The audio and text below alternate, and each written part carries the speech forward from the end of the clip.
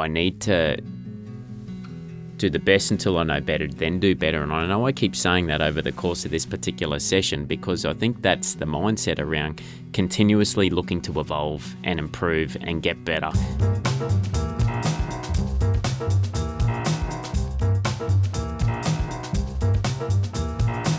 Welcome to the Legacy Collective podcast. My name's Brendan and I'm from School Fun Run. Today I'm talking to Mark Hitchen from Mount Warren Park State School. Mark is the principal of that school and we touch on good culture, leadership, parenting, the value of a P&C and the influence of AI on education. I hope you enjoyed the chat. So Mark, thanks very much for joining us today. I'm looking forward to this chat. Bit of a disclaimer, the general manager at School Fun Run has kids at your school. Yes. So really exciting to get you in here and have a chat about school life and be an educator and what School Fun Run brings to your community there. For sure. I think sometimes when we talk about schools, we think about them as a large organisation, many kids. At School Fun Run, I always like seeing the individual story within the greater community. So I'm just wondering if you have any individual kids that spring to mind that you've helped over the course of your career, It'd be a really lovely place to start this chat because I think giving a human face to education is really important. Yeah, for sure. I think, and that's a really interesting point to start off on. Look, for me, one that pops to mind, and this is of recent, and this isn't as a principal or as a leader, this is actually for me as a teacher in the classroom. So if I wind back to Broncos in the grand final against Penrith, and I was at a gathering, and it was a social gathering with lots of friends, etc. And one of the people that was there, his name was Daniel, and Daniel was actually one of my past students as a Year 6 teacher, but he in fact was in my very first class as a first year teacher. Right. And it was quite a unique circumstance because for me, if I think of my age back there, I was 21 years old. And obviously, being new to the role and new to the position, there's things that you do really well at that time and you're full of energy. But also there's a lot of experiences that are yet to be had. So if I had have thought about the impact on a particular student that I have had of a significant nature, I actually wouldn't have thought it was somebody in my first year of teaching. But for young Daniel, it was quite interesting. So he was a really, really quiet young man, quite withdrawn, but I guess a bit of a quiet achiever in that sense as well. And I was quite taken back by the man that he had developed into becoming. And he has created a life of choice for himself. So he's become a tradie and very successful in his role that he's gone into doing. But it was the stories that he shared with me around the things that we used to do in the classroom that actually helped to support him and leverage for him to sort of launch from there. I love it. Yeah. And it was just some of our smaller stories, some of the smaller stories that he shared with me around our ways of working in the classroom each day, around the opportunity where children had the opportunity to share each day and share some of their personal things that they were going through or whatever it might be. But it was that platform of sharing. And it was just around hearing those stories around actually the influence that had on him in terms of his level of confidence of having his own voice. Exactly. But it was quite interesting of all of the things that I guess that we did in that classroom and I did to be able to support the learning of the kids in that room. Every day I would do daily fitness. So I'm an ex-phys ed teacher as well. But in terms of the classroom, I guess I leveraged off those skills. And so for the kids in the class, we had an agreement. If we were able to get through the work as well as we possibly could, and everyone put their best foot forward each day, that would in turn buy them points to be able to go out and do fitness and games in the afternoon. And he spoke about, for him, he shared with me the impact that had because it really motivated him to be able to get through his work, to be able to get to those games at the end of the day. And I remember at the particular time, teachers would, my year level and other teachers would have conversations with me around, Mark, how are you finding the time to get outside and go and play the games with the kids? And in turn, what it worked out, it was around productivity and efficiency. It was that, getting the best out of the kids in the particular time that you had them, and that reward. And those positive rewards and incentives can really drive the improvement. And do teachers get a lot of autonomy, because that's what you've just talked about is a strategy? For sure, right? yeah. Is there a lot of autonomy for teachers in classrooms to come up with their own strategies like that, or is it more education on rails? I honestly don't know. No, I'd probably suggest, so we have, in terms of curriculum, there's a very well-structured and well-sequenced and well-thought-through curriculum. The pedagogy is how we teach, and we contextualise the how we teach. So in each particular setting, the approach to pedagogy will be what is most relevant and suitable to that particular context and that location. So each school will, they will deliver what best meets the needs of that particular community. But you can, in terms of a teacher, put your own flavour on that. Sure. So there are those opportunities and those moments where you can absolutely have that choice around what's going to meet the best needs of the kids. Your class, yeah. And you just did it very publicly because the kids were outside of the classroom. I guess there's other teachers doing that in the classroom, for sure. And nobody would know. So they wouldn't know to ask how are you making that happen, because they just wouldn't know that the kids are playing games in the classroom. Absolutely. So, but there's so many examples that I can give you. But I guess, this particular child, I guess for him, it was I had underestimated the influence and the effect that we can have on others. And even just as an adult, they automatically see you as a role model. And they automatically put you in that space of being someone that they really will listen to, and they aspire to even becoming as well. So, it's great because especially at the primary school level, kids are very, their mind is very open. For sure. But yet they don't have a ton of experience. Absolutely. So school is, after home life, between school, home and junior sport, that's pretty much 99% of a primary school kid's life. For sure. So the people that are associated to those things, like teachers, coaches, parents, grandparents, these family friends, really the impact that you have is so significant. Truly. And as adults, we may not realise that because we're making decisions based on a bigger life experience. It's easy to forget that kids are taking everything in like a sponge. Absolutely. One thing a principal said to me once, which I'm sure is a common saying, but it was something, and I'll paraphrase because I can't remember exactly, but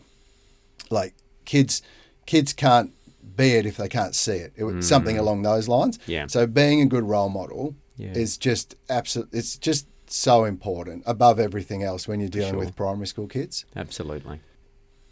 Let's delve into school life. Yep. Let's get some, I know that your school has a high percentage of kids dealing with disabilities. Yep. That will add complexity to your role. For sure. So I'd like to get through some of that, because if there's principals listening or teachers that aspire to be in your position, there's probably some great advice that you could give them. Absolutely. And then beyond that, I'd love to talk to you more about your life as a parent and some of the other aspects. But in terms of school life, what percentage of kids at your school are living with a form of disability? Do you know? Depends on the time, but at the moment around 38%. How does that compare to other schools? I would say it's all relevant to context, but I would say that is high. That's an indication of it.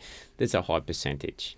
And how do you make that work for these kids? I know that's a broad question. Answer it however you feel fit, but there's got to be a challenge there that you need to meet. Absolutely. I think, firstly, it's culture, and it's mobilising a culture. And for me, I see my role, it's a privilege to be in a position to be able to support diversity and complexity. And I think it's around leveraging that collective efficacy around supporting and meeting the needs of that diversity. And again, it's doing the best that we can for each individual. Without people inside schools, they're just bricks. It's brick and mortar. It's the people that live and breathe inside the schools that are the most important. So it's around mobilising a culture that supports getting the best and mobilising the best for every single kid. And like I said before, everybody's best can look a little different. But kids are really, really capable.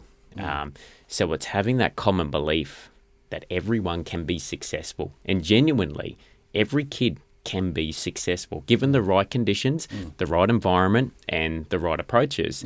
You can support every kid to be successful, but I guess mobilizing that culture first, and a culture that focuses on learners and every learner being successful, I believe, is one of the most important components first. And that obviously then gives you, I guess, a base to be able to build upon and a foundation to build upon from that point. And the stakeholders in your culture on a day-to-day directly would be teachers and students. Yeah. I mean, the parents are there, but Yep. not every day on campus. For sure. So do you have any particular strategies that you use? This is an assumption, but Yeah. I'm guessing that if you get this right with the teachers, Yeah. it kind of flows on to the kids. Absolutely. But do you do anything specifically to get good culture in the teaching staff and in the student body? Yeah, great question. In a leadership position, we have to know what's happening in our classrooms. So one of the most important components is line of sight. We need to know what's happening in our classrooms to be able to then make really evidence-based decisions around what is our next learning movement. So line of sight. So for me, every day, I start the day by walking my campus. So I do walkthroughs, and I walk through in and out each of my classrooms. That visibility is really important because, like I said earlier, I'm an educator. That's my bread and butter. So teaching and learning is my bread and butter. And the walkthroughs that I do each day allows me to maintain a really close line of sight of what actually is happening in the classroom. So in terms of how curriculum's being enacted, the walls are an amazing space. You look around the walls in a classroom and the walls give you great insight to the curriculum that's being taught at that particular time.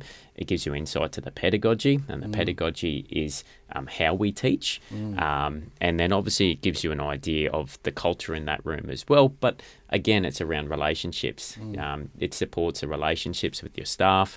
It supports them to know that you're standing side by side with them and you're working with them in terms of the work that we're doing at the moment. And again, it makes it very normal again to the kids as well. Yeah. But I guess in terms of staff, I think it's been really deliberate around the culture too. So for me, I like to begin, if in a new setting, with looking at an infinite approach and developing that shared and common understanding that actually, like I said before, we're going to do the best until we know better, then we do better. It's not selling that if we do this, we're going to get to the end goal and we're going to cross the finish line, because there is no finish line. But in that space, it's a safe space. So for me, it's around every learner, and learners being teachers and students. But if I focus on teachers being confident to share their vulnerability of, hey, can you tell me more around how I can do this better? Could you share with me how I can improve in this particular space? Or just being open to new learnings. That culture around being infinite-minded and being okay with being a learner is so important. And that's a really nice space to start with staff. But then when you have that and you mobilise that culture and you can develop knowledge and understanding of the people that we're working with every day, we then have to celebrate and celebrate the successes and celebrate the wins and celebrate the improvements and acknowledge those, because if we don't, we're just hamsters on the wheel. Yeah. And I think in terms of with community and with children and with staff, it's so important, so important. The school fun run. Yeah. To me, I mean, I'm really proud that Yeah. we've been doing that for 38 years in schools now. Yeah. And whenever I don't get to go to that many of them these days, I have more of an office job. Yes. But whenever I do get to go out, it's amazing to watch schools come together in a fully inclusive way that's non-competitive and just everyone's available. And I see the principals and the preps, throwing colour powder on each other. And I reflect back to my primary school that I've told you about. And I think what a different world it is and how proud I am to deliver that to school communities. But like you've recently held a school fun run. Yeah. And what does an event like that bring to your school culture? It brings community together, and we look for opportunities and we mobilise opportunities very deliberately. I think that I guess hope's not a strategy. We don't hope to develop a community. We don't hope to develop a great school. We don't hope to develop learners. We look for the very deliberate opportunities to carve out those moments where we can bring community together. And we look for a couple of opportunities per term to be very deliberate around bringing our parents and our key stakeholders together for whatever reason it may be. Now, I think Fun Run brings so many different elements together. It obviously brings the incredible fundraising opportunity for people to work together for a common good, for a common goal. And raising money for a school is always a great opportunity to be able to deliver on even more outcomes. But for us, it brings our parents into the school in a really positive manner, because they get to be outside, they get to enjoy celebrating, watching their child have fun and enjoy that opportunity in that moment to be outside, outdoors, on the oval. It's not about competition, it's about participation. It's about everyone having a good time. But if I look beyond that, yes, it brings our parents in, but it brings our grandparents in. And some families will bring their friends in as well. But then it brings local business in. And local business for us, they offer every year and say, hey, Mark, is there something we can do to contribute towards Fun Run? Are there any prizes, additional prizes that you may need? And there's still yet to be a year where one of my local businesses hasn't engaged with it. It brings local services in. So in terms of Queensland Police, Rural Fire Brigade, it brings those services in to normalise and develop relationships. And again, we come back to that word of relationships.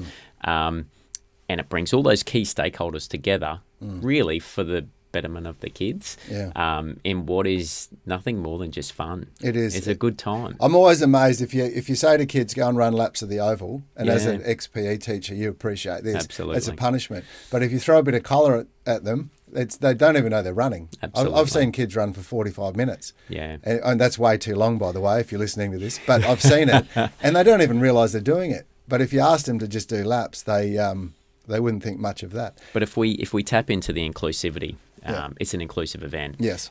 If we're talking disability, if we're talking any of our children with complex needs, everybody's able to access it. Everybody in whatever level, whether it be if you have a physical impairment, we can make modifications to be able to support those children to participate. For us, we have a very large deaf community.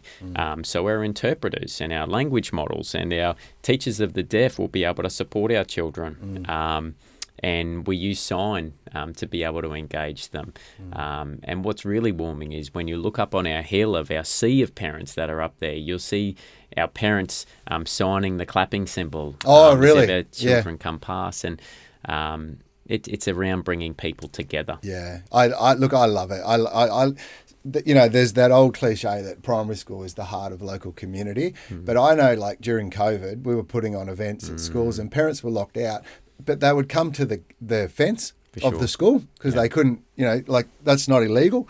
And they could be 100 metres away. But, there'd be 50 parents lined up at the fence. Unless you've got binoculars, you're not even a good chance at spotting your kid. But they just wanted to be there. And you look at that, you go, wow, that's good school culture right there. Absolutely. So I love that stuff. And what does a PNC actually bring to a school?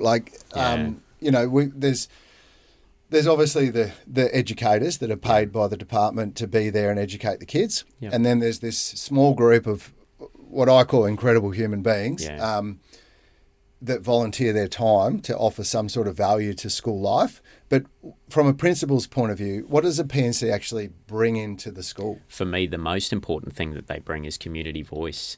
They give you great insight to understanding the community. They give you great insight to understanding the needs of the community, of what's working really well for the community.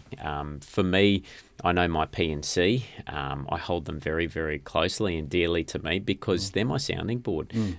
There's not many moments go by over the course of a term where I don't reach out to my P&C executive and test different concepts or strategies or initiatives with them and ask for their insight around what do you think.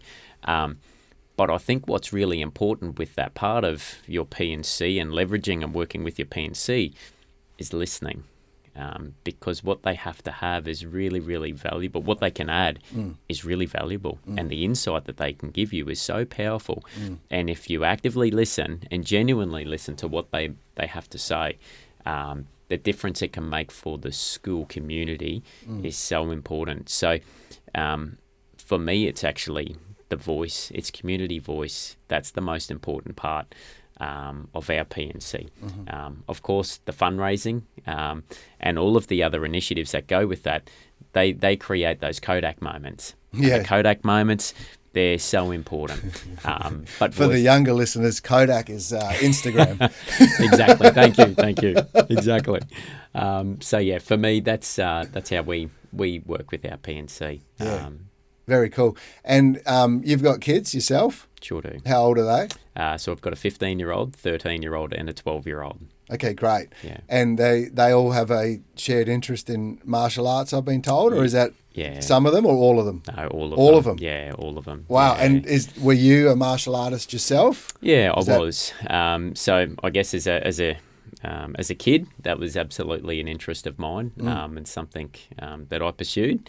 And I guess it just organically sort of came into effect that my three girls became really interested as well. And by the way, I had a chat to Dr. Justin Coulson in here a few months ago, and he's got 6 girls. Yes, okay. It's a great chat to listen to. Your kids are a bit older. Yeah. We mainly focused at primary school, but you've got 3 girls. He's got 6 girls, so I'm sure you two would have a wonderful conversation. Absolutely. So what is it about martial arts that your kids love? Like, why are they drawn to that? Yeah, so I think it's probably evolved over time. So initially, it was just around being involved in something, being active, being healthy, but also being around other people. And being connected to other people, I think, is really important because we all want to belong to something. I think everyone wants to belong to their tribe and to their people and to a group of people that they feel accepted by, comfortable with, that they can share with. So I would say initially that was probably the lure for them. They belonged to something. They belonged to a community that was important to them. As time has gone on, I guess for them it's around now the competitive edge. That for them it's a competitive outlet, and it's something that they're doing at an elite level. Recently returned back from Dubai from the World Championships. And we're talking multiple overseas trips a year, and that's a very privileged position to be in. But yeah, I guess for them it's now that competitiveness and looking for an opportunity to test themselves with some of the best in the world. I guess as a dad, what do I get out of that? Yeah, and I was going to ask, like, and specifically that kind of sport. Like a lot of kids play soccer, sure. A lot of kids do swimming, all these kinds of things. But martial arts it's growing in popularity, obviously, these days. Yeah. But I would still consider it to be more of a niche sport than a mainstream sport. Absolutely. So what do you love about it? Look, for me, that's I probably can answer that in bifold. So I coach at an elite level myself, but I guess there's probably part and parcel with that. There's what do I love about it for my children and what do I love about it as a sport. So if I consider it for what do I love about it for my children, it's that they learn to be able to be resilient.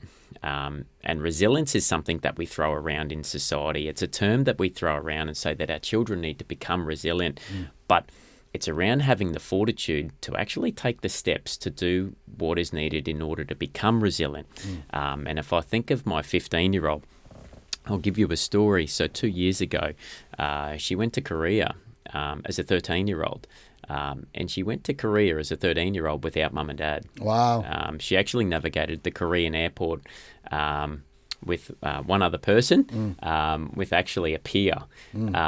And for us, there was a lot there for us as a family to be able to develop that sense of trust that my 13-year-old could actually navigate to and from Korea to engage in a training camp and competition, etc. But what a great opportunity to develop resilience, to learn that actually young people are incredible. They are so capable. They are incredibly capable. Given the chances and the opportunities, they will surprise you of actually what they can achieve. So one of the questions we always ask on the Legacy Collective is, who do you credit for making your life possible? Someone must have believed in you as a small child, or could just be yesterday, but who do you think has had the greatest impact on your life? For me, the family. If I think about my particular attributes that I have, that I hold very close to me. For me, it's around working super hard. It's around, I think, that consistent understanding that I need to do the best until I know better, then do better. And I know I keep saying that over the course of this particular session, because I think that's the mindset around continuously looking to evolve and improve and get better, and the want and the need and the will and the desire to get better. For me, that particular mindset was really given to me by both of my parents, and I'm very privileged to be able to be brought into the world by a mum and a dad who are able to give and instill those values in me around hard work and working hard and pursuing what I wanted to pursue. But I think the other part that's really important that they developed in me is the ability to make sure that I look after people, and I'm aware and socially aware of those around me, and the impact that I and my decisions can have on those people around me, and the accountability and responsibility that sits with me as an individual for everything that I choose to do. So yes, the attributes around working hard and looking for consistent improvement as an individual, absolutely with my parents, but I really feel very fortunate that they also instilled the human components in me that are really important around looking after others and being aware of others and socially aware. That, without any doubt, is them. But if I think about that, for me, in terms of my upbringing, I come from I guess we'll call him a 10-pound pom. Somebody who came to Australia with 2 suitcases and not a lot of money in his pocket, and developed a life for himself and his family. And for us, I think that we've developed into becoming a really successful family from 10-pound poms. So for me, I absolutely would go back there. But professionally, I had my very first principal.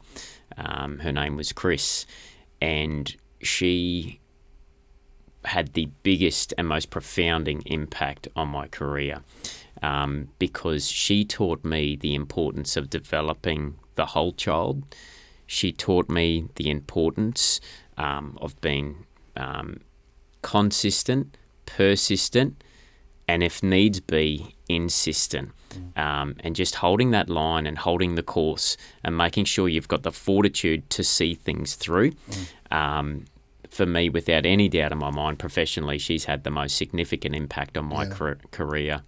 And I think as a leader, she certainly wouldn't be considered to be fashionable nowadays. She's retired. But I think the story that lies there, we have so many people in industry now who retire and move on. I think it's around, there are so many lessons that can be learned from people like Chris of how can we retain their knowledge in some type of way, how can we leverage all of their experience and all of those things that you can't learn in a book, you can't read in a textbook, you can't, or YouTube now, you can't read it on YouTube. It has to be a shared lesson. So for me, it'd be Chris without a doubt. Okay, there's so much there. So firstly, I'm sure you're doing all 3 of those people very proud because you've taken your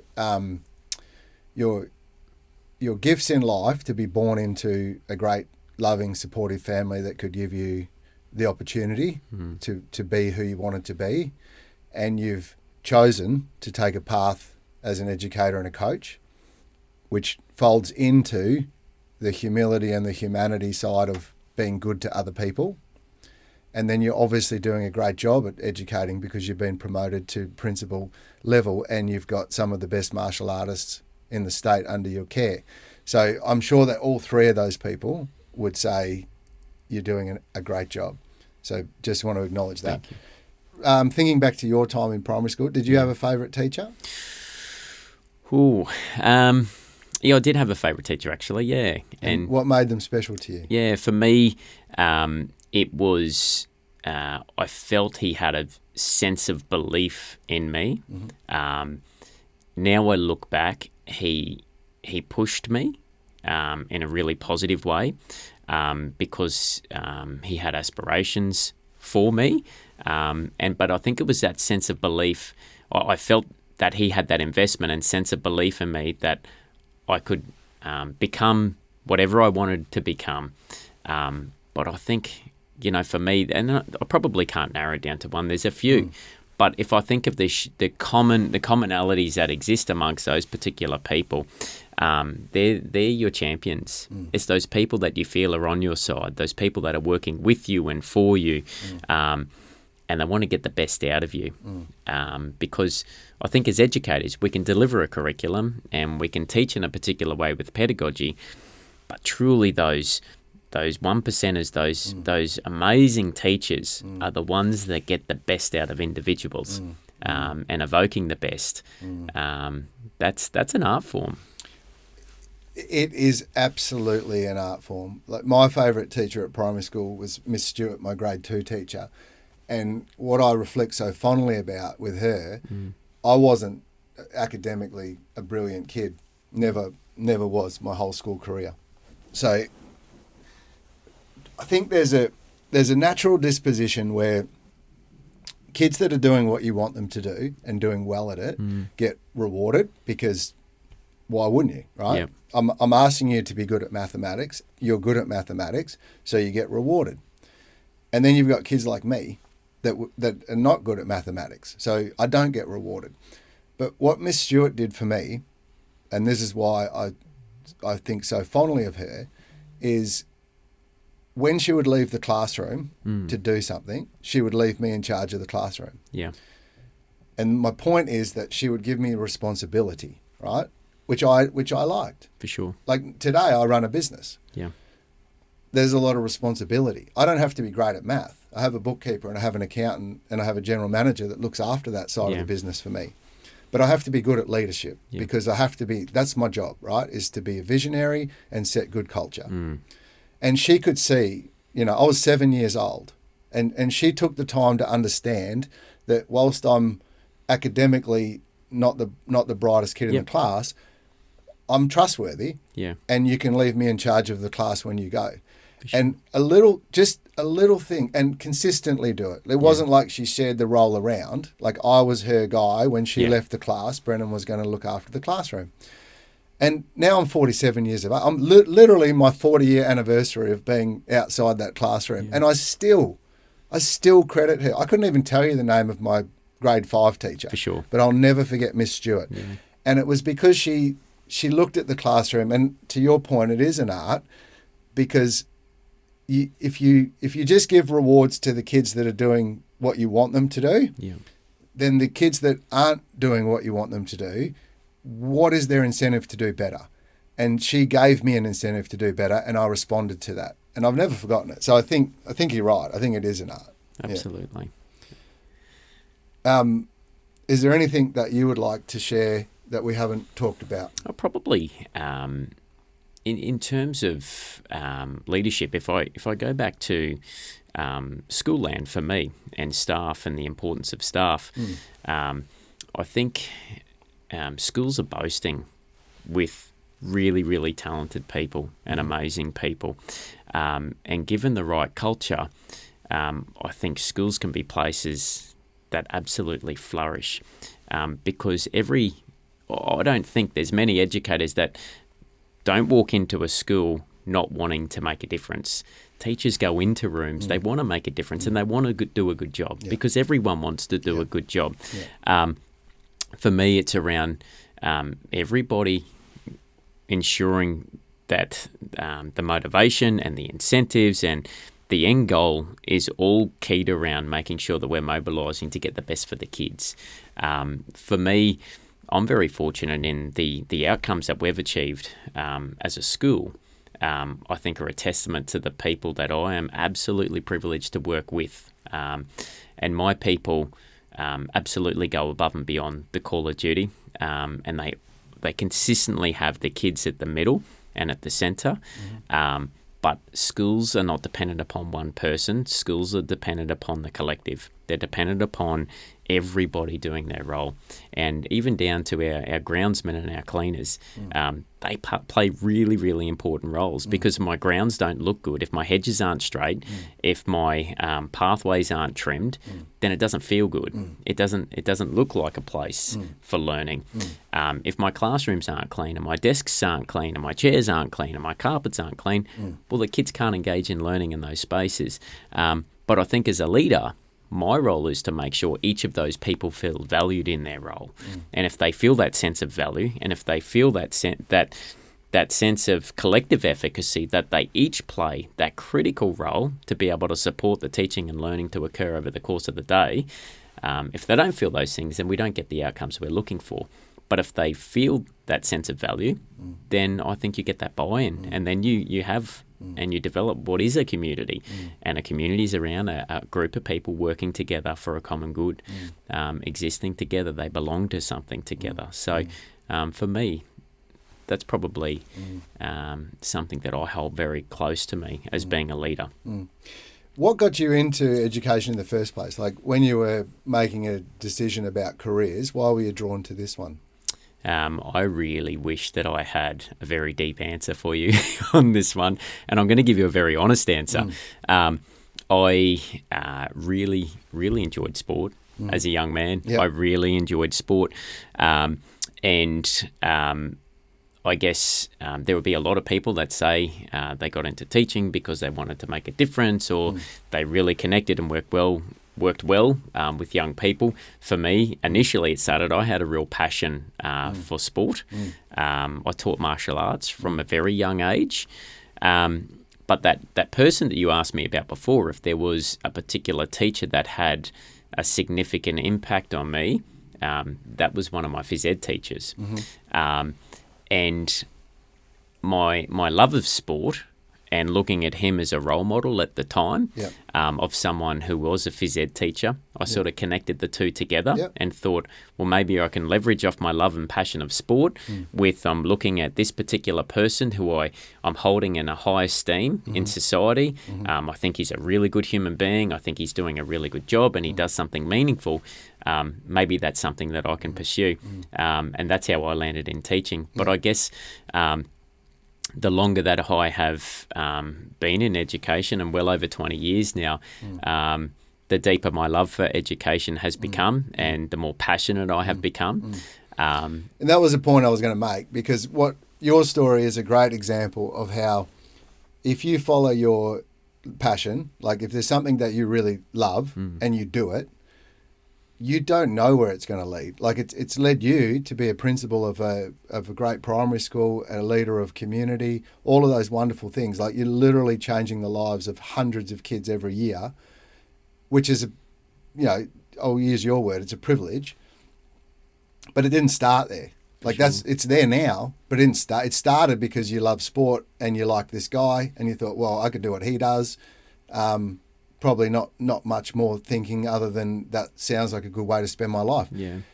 And look where you are now. So the lesson is, like, do the thing that you love, because even if it doesn't seem like there's a lot of money in it or a lot of privilege in it today, you don't know where it's going to lead. And you'd be better off pursuing something with passion than doing something that you don't like early and getting stuck in a life like that.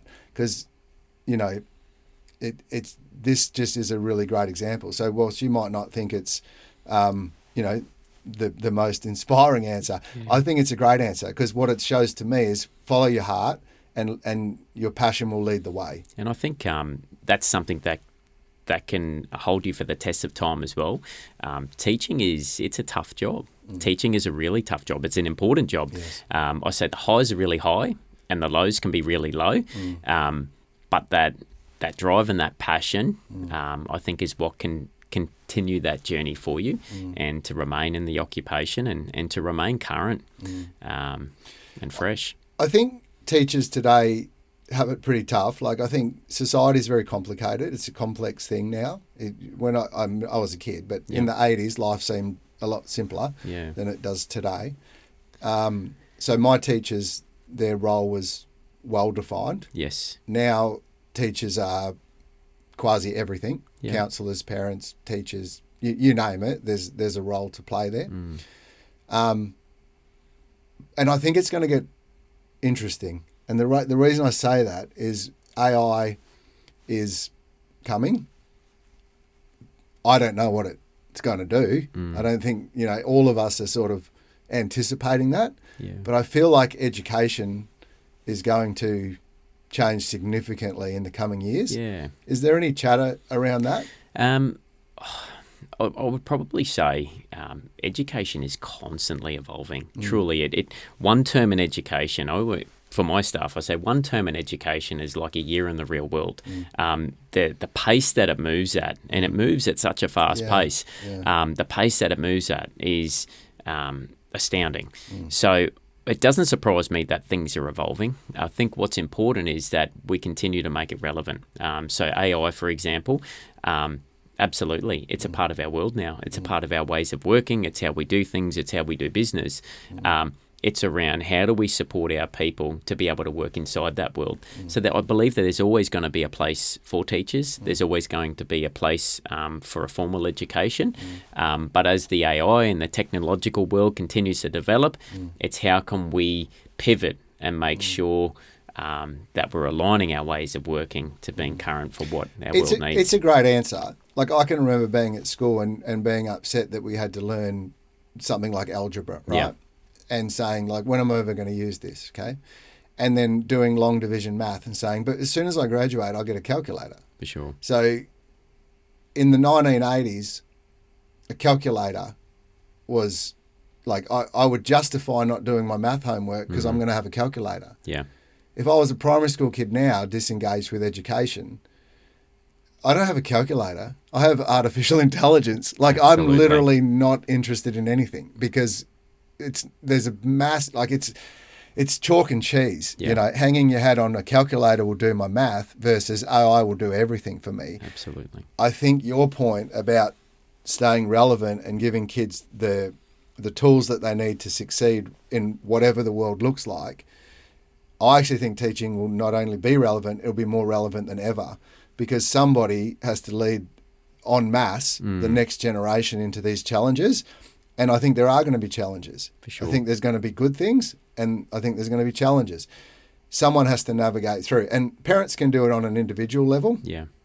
But if you think about it as a football team, there's an individual player, but they have to also have the skill set to play within the greater team. And I think school is a place where we learn how to be part of a bigger society. Home life is great, and you can never underestimate the power of parents when it comes to the development of their children. Yeah. That is the cornerstone of development. But school is the next place where you learn how to be part of society. And with society changing so rapidly, so quickly, and I feel like I know what you're saying because I go to educational conferences myself and I see the new tech and things come out, but this is different. Like, this is a different thing. Going from a chalkboard to a whiteboard to a digital projector is different to going from a calculator to AI. Yes. And I think there's going to be pressure put on the education department to get kids ready for this. And if the teacher has the right mindset, I don't think there's been a more like, people talk about the Industrial Revolution and how education changed to meet the needs of that. Well, I think we're on the doorstep of the next revolution, and educators are going to play a critical role in helping the next generation find their feet in that world. And if we do a bad job, I don't know what's going to happen. But if we do a good job, then, we stand a chance to have a bright future with a great new technology. Absolutely. But hats off to anyone that's choosing to be a teacher, because I think your role is going to be more important than you may even realise at this point. Yeah, I agree. Yeah, thank you. Well, I think that's a great place to end the chat. It's inspiring to think the next generation of teachers will come through under leadership of people like yourself, and hopefully all that information we talked about from your original principal to you gets passed down to the next generation. And thanks so much for spending time with me today on the Legacy Collective podcast. Thank you, and thanks for the opportunity to chat. I think the initiative of the Legacy podcast is such a powerful opportunity to be able to mobilise and share story, which is what we spoke about today. Yeah. So thanks for the opportunity to share story. You're welcome. Thanks for listening to today's episode of the Legacy Collective podcast, copyright by School Fun Run. Today's episode was brought to you by Funzy. You can find out more at funzy.com.au. And if you'd like to access other podcasts, we produce one called Chase the Fun. It's narrated by Chase the Cheetah, and it's made specifically for kids in primary school to help them develop characters to become the best human beings they can be. See you in the next episode.